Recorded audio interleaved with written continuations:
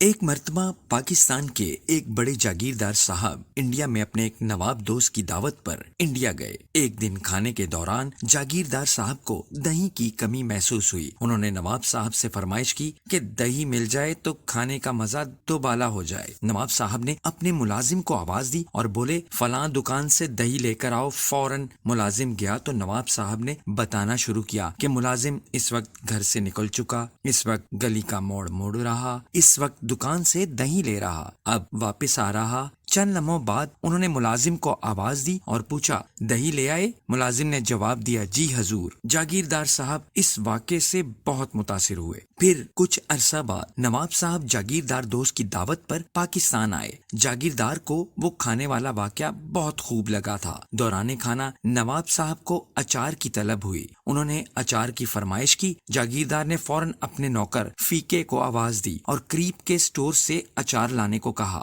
اور ساتھ میں کمنٹری بھی شروع کر دی کہ فیکا اس ٹائم گھر سے نکل گیا ہے، اب وہاں پہنچ گیا ہے، اب اچار لے چکا ہے، اب واپس آ رہا ہے، اب گھر پہنچنے والا۔ پھر انہوں نے آواز لگائی اوے فیکے۔ آواز آئی جی سرکار، اچار لے آیا؟ فیکا بولا کتھے سرکار، اجے تے میں اپنی جتی لب رہا ہاں۔